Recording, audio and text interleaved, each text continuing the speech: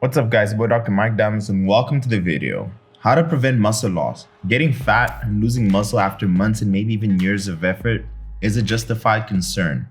More so when you go on holidays or their gyms are closed indefinitely. That being said, I've consistently been asked two questions. 1. How fast will I lose my muscle and strength? And 2. How to prevent or even maintain your muscle and strength gains. I'll even take it one step further and I'll show you what I've predominantly been doing to lose fat and maintain all my muscle. Before we dive into the video, do me a huge favor by hitting the like button, subscribe, and hit the bell button. Let's go on. Building muscle is a slow, costly process, and once gained, your body doesn't let it disappear so easily. Studies have shown that muscle loss doesn't begin until after 2 or 3 weeks of complete detraining. That is, no weightlifting or formal exercise of any kind. That being said, taking almost a month break is still fine. Far from what our gym bros have led us to believe, that we start losing muscle mass after a few days of not training.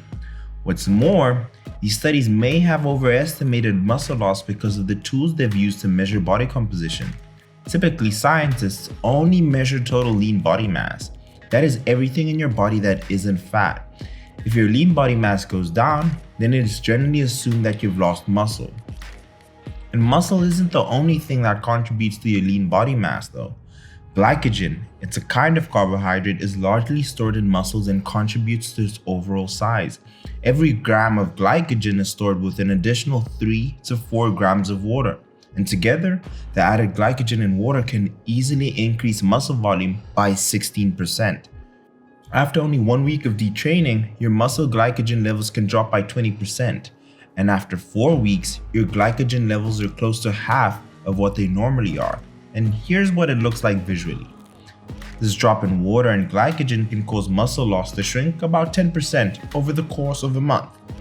This loss of lean mass returns quickly when people start lifting weights and eating more carbs. This is also seen in competition athletes when depleting for a show. So even though the studies have shown lean mass starts to disappear after about 2 to 3 weeks, it may take slightly longer for you to lose actual muscle mass. Take 4, 5, or 6 weeks off though, and your chances of muscle loss increases dramatically. The good news is that when you start lifting weights again, you can expect to gain the size and strength faster than when you did the first time around. This isn't just your gym mythology either. It's a scientifically verified phenomenon known as muscle memory.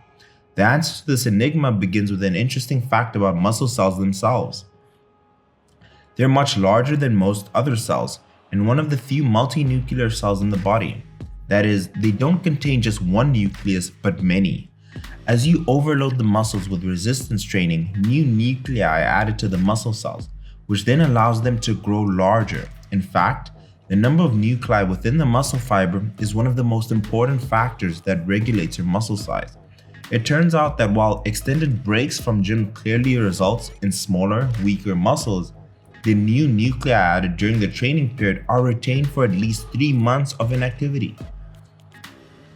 Some evidence shows that these new nuclei are never lost, meaning that the strength training permanently alters the physiology of the muscle fibers. This was demonstrated in a 2013 study from researchers of the University of Tokyo.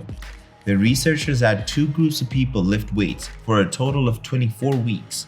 One group trained continuously throughout the whole study. The other group trained for 6 weeks, took 3 weeks off, trained for another 6 weeks, took another 3 weeks off, and then finished with 6 weeks of solid training. The results?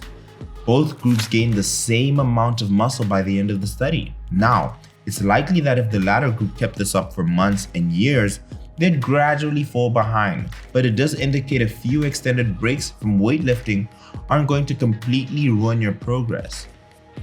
This is also assuming that you're eating enough calories and protein. Your energy balance and macronutrient intake can have a significant impact on your ability to maintain muscle mass. And if you're in a caloric deficit and not eating enough protein, you will lose muscle. Which leads me to my solution to the problem. I'm a big believer in no excuses. Resistance band training can be a great substitute if you have no gym and no weights. I'm gonna go 4 sets of 10. Grab it, pull it, pull it, pull it. Ah! Come on! Ah! Ah! Ah! drop the video a like for my non-existent kids. Bands can closely mimic movements done in the gym, and at different resistance band levels, it can provide adequate stimulus to the muscle, allowing the ability to build muscle if you're a beginner, or at least maintain muscle mass if you fall between the intermediate and advanced trainee level. So these are my tips. Number one, this is your energy expenditure. So this is the total amount of calories that your body utilizes. 60 to 70% of your total calories that your body utilizes is your BMR, basic metabolic rate. Basically, that is for your organs to function, your heart, your lungs, liver, just for you to be able to live without even moving at all. Now, 20 to 30% is contributed to your activity level. Typing on a desk, walking, gardening, taking steps, any movement that your body does use, including training, falls under your activity level. Considering that a lot of people are in quarantine, a lot of people aren't as active as usual, it's very likely that a majority of the amount of people who even watch my videos have a lower activity level than normal. So you do need to take this into consideration. And finally, you have your thermic effective food. Thermic effective food is the energy your body utilizes to break down your protein, your carbs, and your fats, basically the foods you ingest. And I've mentioned in previous videos that protein has the highest level of thermic effective food, then followed by carbohydrates, and finally fats. So a high protein diet, I have mentioned, is beneficial to boost up your metabolism. And we'll speak about that more. Now, with the things that you can control, to be able to satisfy this, you can either be in a surplus, where you'll gain weight, maintenance, where you'll maintain your weight, or a deficit.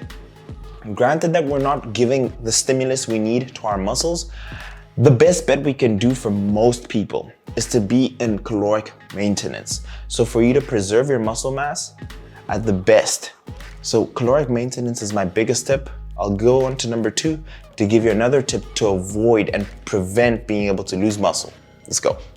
Tip number two, a high protein diet. I recommend 1 gram of protein per pound of body weight. So for example, if you're 200 pounds, to consume 200 grams of protein. The best bet is to consume protein from whole food sources. However, I know in this particular time, coming by protein sources is more difficult than usual. That is why I'm consuming mostly from a shake as well, to be able to supplement the rest of my diet. That being said, if you do want to pick up any sort of protein source, my favorite is the chocolate peanut butter. I highly recommend you try it out. I'm also consuming this with my oats every single day, 2 scoops. You can use the discount code DIAMONDS10 and that will save you money. So either from Whole Foods, this is your best bet, but if it's difficult, having a good protein supplement is a good idea. That being said, what I'm doing for activity level, as I've mentioned before in previous videos, light intensity, steady state cardio, walking, and I do it with Blue, in isolation, is a very good way to target predominantly fat cells as energy. So I go fasted. I take a scoop of HP Labs OxyShred, and then I take a walk fasted. And granted that I'm eating at maintenance, with the activity that I'm doing, training with bands and making sure I'm giving enough walks with Blue, I am still in a caloric deficit, and showing you by my weight on the graph as you're seeing now, I'm slowly losing weight. And also comparing photos, it's being dropped predominantly by fat. So that is what I'm doing on my side. That is my best recommendation. My third tip is to stay active. I know it's very difficult, so substituting what you do in the gym with home workouts and bands is highly recommended, but those are my best tips. Number one is to be at maintenance. Number two is making sure you're eating enough protein. And number three, find your best ways to stay active. The people who are able to adapt in difficult times are those who are able to evolve. That is my little bit of 3 cents there, and I'm gonna leave it there. I really hope you guys enjoyed the video. If you did, leave it a thumbs up. I'll greatly appreciate it, and also for the bit of comedy. But subscribe, and I'll see you guys in the next one. Peace.